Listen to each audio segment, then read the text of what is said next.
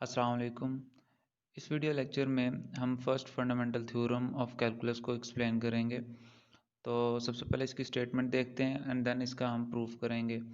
Statement इसकी ये है कि अगर f हमारे पास एक इंटीग्रेबल फंक्शन है on a closed interval A B के ऊपर एंड अगर हम इस क्लोज्ड इंटरवल में से एक पॉइंट x उठाएं और इस पॉइंट के ऊपर अगर हम एक new function capital f of x define करें, जो कि हमने यहाँ पे डिफ़ाइन किया है integral from a to x f of t dt।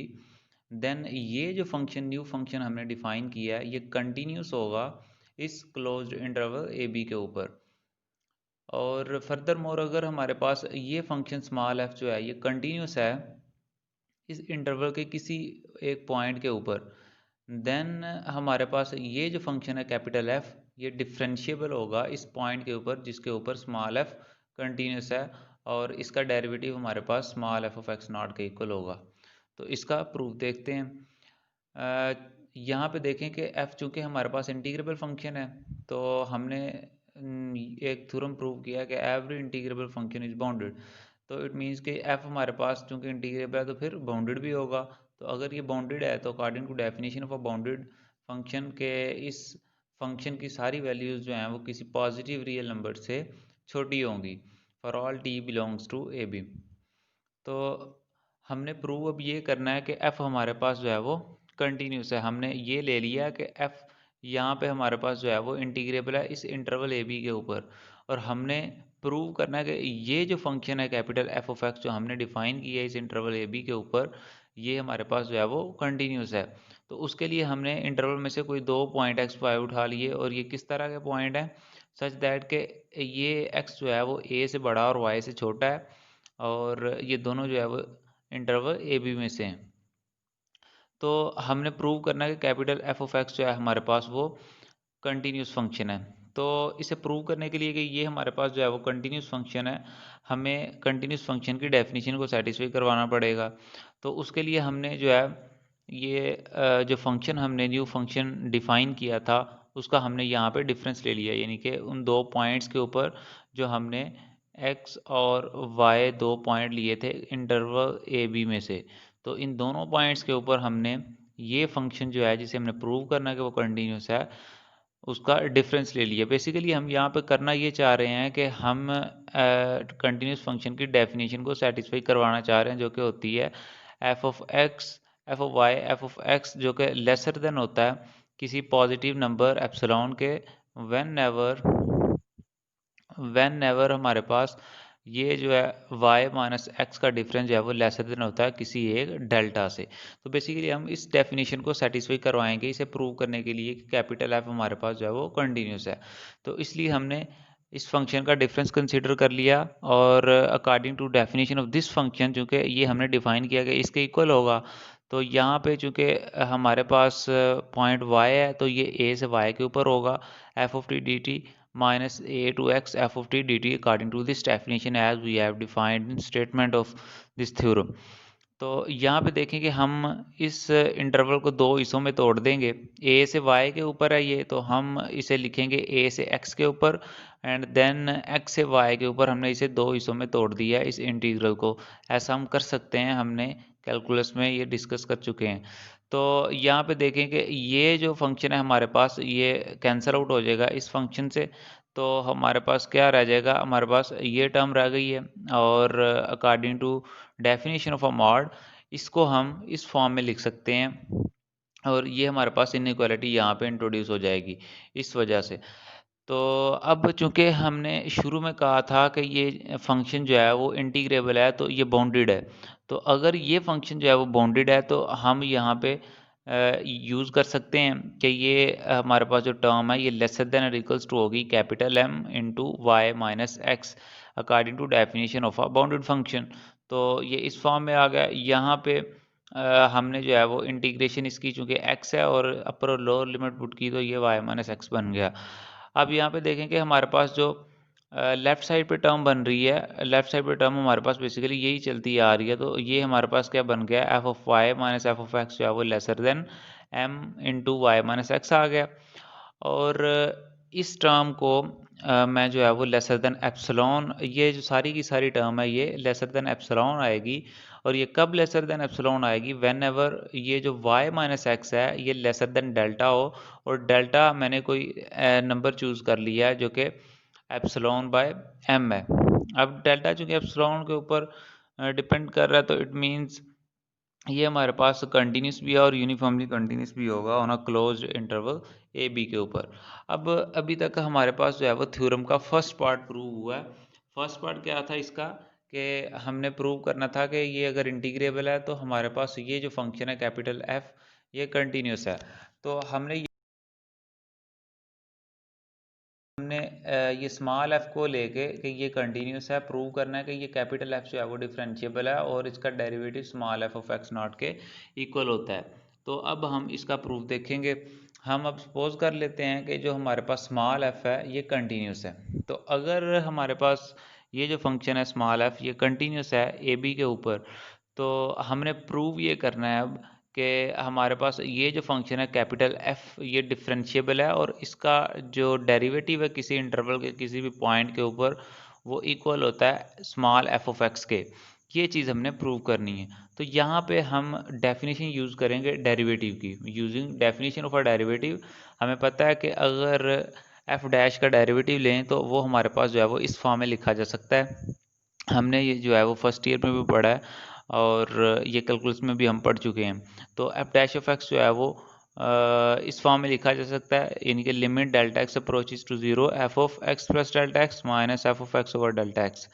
अब यहाँ पे अगर मैं इस फंक्शन की डेफिनेशन यूज़ करूँ जो हमने थ्योरम की स्टेटमेंट में डिफ़ाइन किया था फंक्शन, हमने डिफ़ाइन किया था कि ये इसके इक्वल है। तो यहाँ पे अगर मैं डेफिनेशन यूज़ करूँ तो ये बन जाएगा ए से x plus delta x F of T D t minus a से x F of T D t over delta x. और यहाँ पे मैंने जो है वो इंटीग्रल को दो हिस्सों में तोड़ दिया, ए से एक्स और देन एक्स से एक्स प्लस डेल्टा एक्स। और यहाँ पे देखेंगे ये जो टर्म है ये कैंसिल आउट हो जाएगी इस टर्म से। तो हमारे पास इंटीग्रल जो है वो क्या बच जाएगा, हमारे पास एफ डैश ऑफ एक्स जो है वो आ जाएगा limit delta x approaches to zero x से x plus delta x F of T D t over delta x. तो ये हमारे पास जो है वो इस फॉर्म में बन गया। अब हमने प्रूव बेसिकली करना है, हमारा जो टारगेट है वो हमारा ये है कि हमने एफ डैश ऑफ एक्स को प्रूव करना है कि ये इक्वल है स्मॉल एफ ऑफ एक्स के। तो उसके लिए हम अगर इस सारी टर्म को प्रूव कर दें कि ये जो हमारे पास टर्म है ये एफ ऑफ एक्स के इक्वल है, तो हमारा जो प्रूफ है वो कंप्लीट हो जाता है। तो अब हमारा जो इस थ्योरम में टारगेट होगा वो इस सारी टर्म को प्रूव ये करना होगा कि ये एफ ऑफ एक्स के इक्वल है। तो हम यहाँ पे मीन वैल्यू थ्योरम का यूज़ करेंगे, not a mean value theorem, mean value theorem for integrals. तो हम यहाँ पे mean value theorem for integrals use करेंगे। चूँकि एफ हमारे पास एक कंटिन्यूस फंक्शन है तो इट मीन्स कि ये जो इंटरवल है एक्स से एक्स प्लस डेल्टा एक्स जो इंटरवल है हमारे पास इसमें से एक ऐसा पॉइंट सी एग्जिस्ट करेगा। ये हमारे पास जो है वो mean value theorem for integrals की स्टेटमेंट है कि इस इंटरवल में से एक ऐसा पॉइंट सी एग्जिस्ट करेगा कि जिसके ऊपर अगर मैं फंक्शन की वैल्यू लेता हूँ और उसको मल्टीप्लाई करता हूँ विड्थ ऑफ द इंटरवल से जो कि X plus delta X minus X है, तो ये हमारे पास आ जाएगा integral from X to X plus delta X. यानी कि हमारे पास जो है वो लोअर लिमिट ये फर्स्ट पॉइंट होगा पर लिमिट ये सेकंड पॉइंट इंटरवल का, तो ये इक्वल हो जाएगा F of T into D T, यानी कि एवरेज वैल्यू आ जाएगी फंक्शन की। तो ये हमारे पास जो है वो स्टेटमेंट थी mean value theorem for integrals की। तो यहाँ पे हमारे पास ये जो टर्म है एक्स ये माइनस एक्स के, हमारे पास आंसर क्या आ जाएगा, ये आ जाएगा F of C into delta x और ये आ जाएगा integral from X to X plus delta x F of T D T. तो ये हमारे पास टर्म आ गई है। अब ये वैल्यू जो है मैं पुट करूँगा यहाँ पे इस इक्वेशन में, इक्वेशन नंबर 1 में मेरे पास जो है वो इस सारी टर्म की वैल्यू आ चुकी है जो कि f of C into delta x है according to mean value theorem. तो यहाँ पे मैं जो है ये वैल्यू इंसर्ट करने जा रहा हूँ। तो जब ये वैल्यू यहाँ पे पुट की तो हमारे पास ये डेल्टा एक्स जो है ये इस डेल्टा एक्स से कैंसिल आउट हो जाएगा, हमारे पास ये इक्वेशन जो है वो बन गई है। अब हम प्रूव ये करना चाह रहे हैं कि हमारे पास ये एफ डैश ऑफ एक्स का जो डेरिवेटिव है capital F dash of x का ये स्मॉल एफ ऑफ एक्स के इक्वल है। तो हमारे अब जो मेन मकसद है थ्योरम में, हमने ये चीज़ जो है इसे प्रूव करना है कि ये स्मॉल एफ ऑफ एक्स के इक्वल है। अगर ये हम प्रूव करने में कामयाब हो जाते हैं तो हमारा थ्योरम जो है वो कंप्लीट हो जाता है। तो यहाँ पे अब हम मज़ीद जो वर्कआउट करेंगे वो इसे प्रूव करने के लिए करेंगे कि ये स्मॉल एफ ऑफ एक्स के इक्वल है। तो इसे प्रूव करते हैं, चूँकि हमने सी जो है वो interval x x plus delta x में से कोई पॉइंट लिया था, तो इट मीन्स कि ये x और x प्लस डेल्टा एक्स दोनों के दरमियान लाई करेगा। तो अगर मैं लिमिट अप्लाई कर देता हूँ delta x approaches to zero, तो हमारे पास ये इस फॉर्म में बन जाएगा। अब यहाँ पे देखें कि जो ही डेल्टा एक्स ज़ीरो को अप्रोच करेगा तो c जो है वो x को अप्रोच करेगा और f ऑफ c जो है वो f ऑफ x को अप्रोच करेगा। इसे मज़ीद हम डायग्रामेटिकली देख लेते हैं कि यहाँ पे देखें कि जो ही हमारे पास ये हमारे पास जो है वो एक फंक्शन है, continuous function F of T, और हमारे पास ये इंटरवल था a से b और इसका हमने सब इंटरवल कोई भी ले लिया x into x plus delta x, और इसमें से हमने एक पॉइंट चूज़ किया था c। तो यहाँ पे देखेंगे जो ही ये डेल्टा एक्स जो है हमारे पास ज़ीरो को अप्रोच करेगा तो ये x प्लस डेल्टा एक्स जो है वो x प्लस बेसिकली ज़ीरो को अप्रोच करेगा, तो ये x plus delta X back to x की तरफ आ जाएगा हमारे पास, और ये जो पॉइंट C है ये भी शिफ्ट हो जाएगा यहाँ पे इस x की तरफ। तो इट मीन्स कि जो ही हमारे पास जो है वो डेल्टा एक्स ज़ीरो को अप्रोच करेगा C x को अप्रोच कर जाएगा, और इसी तरह f ऑफ C जो है वो f ऑफ x को अप्रोच करेगा। मीन्स के ये हमारे पास जो डेल्टा एक्स जब ज़ीरो को अप्रोच करेगा तो x प्लस डेल्टा एक्स की वैल्यू जो है वो x के ऊपर आ जाएगी, और इसके ऊपर इस पॉइंट के ऊपर जो फंक्शन की वैल्यू है वो यहाँ पे आ जाएगी हमारे पास, यहाँ पे f ऑफ x, और चूंकि c भी x के ऊपर शिफ्ट हो जाएगा जो ही डेल्टा एक्स ज़ीरो को अप्रोच करेगा, तो इट मीन्स के हमारे पास f ऑफ c जो है वो f ऑफ x को अप्रोच कर जाएगा। तो हम यहाँ पे फिर कह सकते हैं कि f of c approaches to f of x as delta x approaches to zero. तो यहाँ पे फिर हमारे पास क्या सिचुएशन पैदा हो गई है, ये डेल्टा एक्स जो ही ज़ीरो को अप्रोच करेगा एक्स तो एक्स ही रहेगा, और यहाँ पे देखें कि एक्स प्लस डेल्टा एक्स जो है वो एक्स को अप्रोच कर जाएगा।